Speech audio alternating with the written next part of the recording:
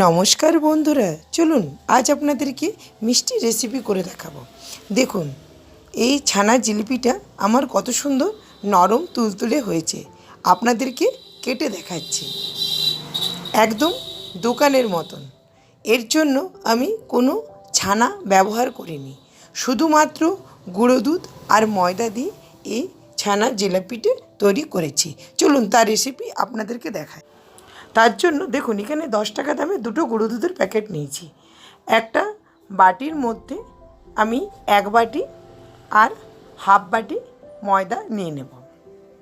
এরপর গুঁড়ো দুধের প্যাকেটটা কেটে আমি ময়দার মধ্যে ঢেলে দেব। এখানে আমি 10 টাকা দামের এই গুঁড়ো দুধটা ব্যবহার করেছি। আপনারা যে কোনো ব্র্যান্ডের গুঁড়ো দুধ ব্যবহার করতে পারেন। এরপর এখানে 1 চামচ বেকিং পাউডার, দেখুন যে বেকিং পাউডার আমরা কেকের জন্য ব্যবহার করি সেই বেকিং পাউডার 1 চামচ দিয়ে দেবো। আর সামান্য পরিমাণে ঘি দিয়ে দেবো, মোটামুটি 2 চামচের মতন। মিষ্টি জিনিসের মধ্যে ঘি দিলে খাবার টেস্টটা আলাদা লাগে। আপনারা যদি ঘি না দিতে চান এর মধ্যে সাদা তেল ব্যবহার করতে পারেন। আমি একটু হাত দিয়ে মেখে নিলাম আর সামান্য পরিমাণে খাবার সোডা দিলাম। খাবার সোডা দিয়ে হাত দিয়ে হালকা নেড়ে নেব। এরপর ময়দাটা আমি দুধ দিয়ে মাখব। এখানে আমি দুধ ব্যবহার করেছি, আপনারা জল দিয়েও মাখতে পারেন। এটা গরম করে ঠান্ডা করা দুধ, আপনারা কাঁচা দুধ দিয়েও মাখতে পারেন। মাখাটা একটু আলগা হাতে মাখতে হবে, তাহলে মিষ্টিটা ভিতর পর্যন্ত সফট হয়। দেখুন আমি কিভাবে ময়দাটা মাখছি।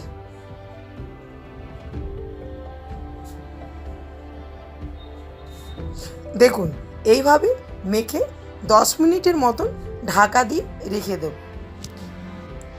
10 মিনিট পর ফিরে এলাম। দেখুন আমার ময়দাটা কত সুন্দর নরম হয়েছে। আমি আপনাদেরকে দেখিয়ে দিচ্ছি ময়দার প্রসেসটা কীরকম হয়েছে। দেখুন এই রকম হবে। ময়দাটা ভিতরে জালি জালি হয়ে এসছে, কারণ বেকিং পাউডার আর সোডা দেওয়া ছিল। এরপর আপনাদেরকে আমি কিভাবে তৈরি করছি সেই প্রসেসটা দেখিয়ে দিচ্ছি। দেখুন একটু করে ডো নিয়ে নিলাম, যেরকম লুচি করে বা কচুরি করে। দেখুন এরকম ডো নিয়ে আমি গোল গোল করে রেখে নেব। এভাবে সবগুলো তৈরি করে নিয়েছি আমি। দেখুন এখানে একটা চাকতি নিয়েছি, চাকতির মধ্যে একটা ময়দার ডো নিয়েছিলাম, তারপর হাত দিয়ে লম্বা করে নিচ্ছি।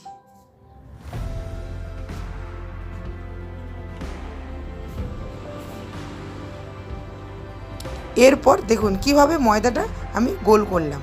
যেরকম করে ছানা জিলিপি প্যাঁচ দিয়ে আমি সেরকম করে প্যাঁচ দিয়ে শেষ প্রান্তে একটু জয়েন্ট করে দিলাম, যাতে ভিতরটা খুলে না যায়।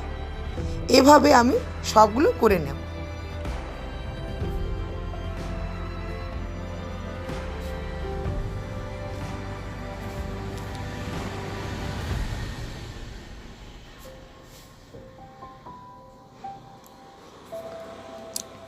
দেখুন আমার জিলিপিগুলো তৈরি করে নিয়েছি। এরপর ঢাকা দিয়ে রেখে দেবো 10 মিনিটের মতন। সেই ফাঁকে চিনি রসটা তৈরি করে নিচ্ছি। এখানে 1 বাটি চিনি আর 1 বাটি জল নিয়ে নেব। এটা কোনো তার হবে না, চিনিটা গলে গেলে চিনির রসটা তৈরি হয়ে যাবে। দেখুন আমার চিনির রস তৈরি হয়ে এসছে। এরপর এখানে 2টো এলাচ ফাটিয়ে দিয়ে দেবো, যাতে জিলিপিগুলো টেস্ট আসে, একটু সুগন্ধ হয়। এরপর আমার 10 মিনিট হয়ে গেছে। আমি এখানে জিলিপিগুলো আপনাদেরকে খুলে দেখাচ্ছি। দেখুন সাইজটা একটু বড় হয়েছে। এরপর তেল গরম করে নিয়েছি, তেলের মধ্যে সামান্য দিয়ে দেখে নিচ্ছি যে তেলটা গরম হয়েছে কিনা। তেলটা খুব বেশি গরম করবেন না, নইলে পুড়ে যেতে পারে। হালকা যখন তেলটা গরম হয়ে আসবে তখন একে একে জিলিপিগুলো ছেড়ে দেব।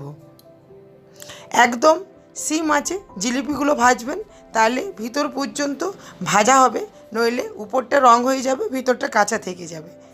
একদম হালকা হাতে জিলিপিগুলো উল্টে পাল্টে আমি ভেজে নেব। এই রেসিপি যদি আপনাদের ভালো লাগে প্লিজ আমাকে লাইক, শেয়ার, কমেন্ট এবং সাবস্ক্রাইব করবেন। আপনারা তো অনেক ধরনের জিলিপি খেয়েছেন, একবার এভাবে বানিয়ে দেখবেন। এটা বাড়িতে বানানো খুব বেশি ঝামেলা নয়। হাতের কাছে ময়দা আর একটু গুঁড়ো দুধ থাকলেই যখন তখন বানিয়ে নিতে পারবেন। দেখুন আমাদের 1 পিঠ ভাজা হয়ে গেছে, আমি তুলে নিয়েছি আর আরেক পিঠ দিয়ে দিলাম। এরপর যে চিনির রসটা তৈরি করে রেখেছিলাম সেই চিনির রসে দিয়ে দিচ্ছি।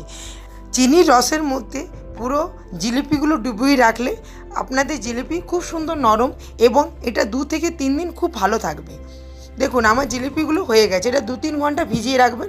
আজকের মতন এই পর্যন্ত, দেখা হবে নতুন কোনো রান্না।